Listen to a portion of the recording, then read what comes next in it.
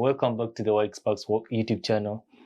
Today I'm with a very resourceful man, Henry Vaeni, and he's a sports analyst. He does so many things, as he's going to tell you. Henry, welcome to the White Show. I think you can talk to our listeners and introduce yourself. Thank you, Hakim. Just like Hakim has given a small review of who I am, my name is Henry Bageni Masereka. I do lots of things. Lots of things. I am a farmer. I am a digital librarian. I am a higher education consultant. But I also follow a lot in sports. I follow the Premier League, the English Premier League, the best league in the world. And I follow particularly one big team. I call it the biggest team. Once the Invisibles, and name it, the best team in London.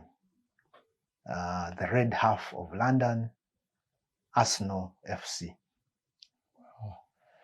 Well, just like I told you, we normally concentrate on Arsenal as the biggest team in the Premiership and the biggest in the world.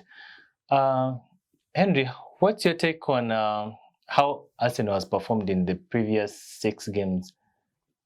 Seven games. Yes, Hakim, thank you for that question. But briefly, I will maybe take us backwards 6, or I think it is now 4 seasons now since the coming of the teacher, Mikel Arteta. When he came, everybody thought it's another manager, just another thing. But you can see his philosophy is being built from point zero. I remember when we played a certain game against Tottenham. Around that time, I don't remember the season, but Jose Mourinho was the manager at Tottenham, and we lost the game 2-0. At the end of the game, Mourinho said, yes, they have lost to us. We looked better than them, but I can feel, I can smell what Arteta is trying to put.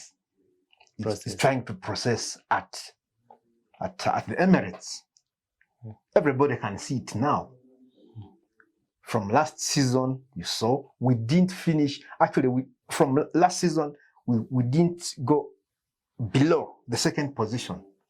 For the whole season, we were either first or second. Thierry Henry's first seasons were a mess at some point, but we saw him doing well. At this moment, we have a new crop of young and talented players. Some of them are really young in years, but look at Zinchenko. 4 Premier Leagues at his age. He's playing for us. So we have experience in this side. We have only dropped 4 points since the season began. Unfortunately, we have dropped these points at home. I hope we can cope and change that, such that the Emirates changes to the fortress it was last season. If we can go back to that level in the next 5 games, I'm sure we'll reclaim our position and we'll be on top of the pile. It may be a math. Yes. Okay. So we've had injuries. Today we had good news of Partey coming back. We have Gabriel Martinelli out, and Bukayo Saka came out limping, but we saw him training today. So what do you make of the injuries? Do you have backup? Do you have backup for these injuries? Last season, one of the things that affected us was Saliba getting out. Do you have backup? I think currently in this season here, we spent in the region of around £200 million, and we spent this money well. we brought in the players that we really have been missing for the last, I would say, 15 years. I don't remember Arsenal FC in the last 15 years bringing in a Rice. I don't remember that. Someone that is worth 100 million. Yes, 100 million, and he's really proving that he's worth the money. You have seen us bringing in another goalkeeper. You have seen him in the 3-4 games he has played. He's proving to be the player that some other teams really needed. We saw Manchester United going for Onana, but look here.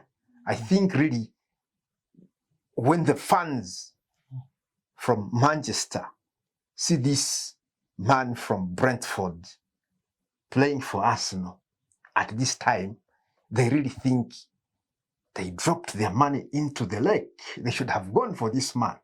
You saw the splitter pass in the last game. That splitter pass into the midfield. You saw it. I think it resulted into the first goal, something of that sort. You look at such, we have 2 first-class, top-class, or world-class goalkeepers. Nobody has that. So when you look at our defense, at least every person has a deputy that is able. You get it? Look at Tomiyasu, who is seated on the bench. You get it? You look at Kiwor. He is doing very well. Everywhere we have a deputy. Look at the number 6. We have the Rice. You get it? We have Patti. We have an experienced deputy. We have Jorginho. We have Elneny. These are good deputies who can play in any team in the Premier League. So to me, the issues of depth should not worry us. Of course, the issues of bad luck, like we saw recently, Rice getting that issue with his back, and Partey is also down, and then Saka also coming in. But these are things which I think Arteta has sorted with his coming in. You can see that the medical team seems to be doing better, and everything at the Emirates looks better than it was for the last 10 years. I think I say something different, and Arsenal is going to compete for the Premier League. Okay. Now let's look at our rivals. We have Manchester United and Man City, then Liverpool. These teams are improving, and some of them are deteriorating in their performance. For example, Man United. What do you have to say about Manchester United, to be specific? To be specific, the problems at United, the United fans, please don't quote me wrong, but this is the reality. I think it is on white and black, something of ink written down on the wall. Manchester United's issues are deeper than what we see. What I can assure you is that even if you signed the best 10 players in the world currently, you will not solve the problems at United. The problems at United seem to be deep-rooted. You can see the problems they're having at the training ground. This young man, Sancho, is having problems with the manager. You get it? You saw Ronaldo leaving, and by the time he left, he had come up with a massive about what's going on. Yes, it was pushed under the carpet, but we can see it surfacing even right now. We have seen the Brazilian, the winger, Anthony, having problems off the pitch. The same issues were with Greenwood. So there is a problem at United, a big problem, which some people, I think, have decided to not follow. They are not looking at it as a serious issue. But United needs to rethink their system. Money is not the issue at United, because when you see their spendings, it's really serious money that they have spent in the last 3 seasons. They have spent more than $300 million. It's a lot of money. So to me, I have heard of the Glazers and the new takeover coming in from Saudi Arabia and all this, but all that withstanding, for as long as problems that are affecting the squad are not managed, for as long as you're not bringing in good talent from the academy, then this might not stop. If you compare with the project at Arsenal, they have more than 6 starters from her end. You get it? What's coming from the other side? Garnacho, I don't know. Is he from the academy? He's from the academy. I think he's the only guy currently. And Poliski. So there should be a lot of prayers for United, I would say. And when I look at who is competing for the Premier League this season, I still look at Manchester City as favourites. They have everything. They recently won a treble, and they seem still hungry for everything. I still look at Liverpool as having an edge. Also, they are a team which has evolved. They have recruited very well. But I am sure that Arsenal will still have a bigger edge over Liverpool, because the team has been together for the last 3 years. They have gelled. You can see the way they have bought and brought in new recruitments. Everything looks really fluid at Arsenal. How about Chelsea? Chelsea FC still has a long way to go. I would not even, in my own opinion, see Chelsea finishing above Brighton. We've seen Chelsea spending $1 billion. Yes. Why not? Yes. Spending $1 billion is one thing. But how have you spent it? They spend $1 billion or something on raw talent, and they want results. They want to play like Manchester City in the first season of investment. That can't happen. It can never happen. It is always a process that moves simultaneously. We saw how Pep did it at Manchester City. Yes, he came when City is already doing something after the departures of the Italian manager. What was his name? The Italian manager.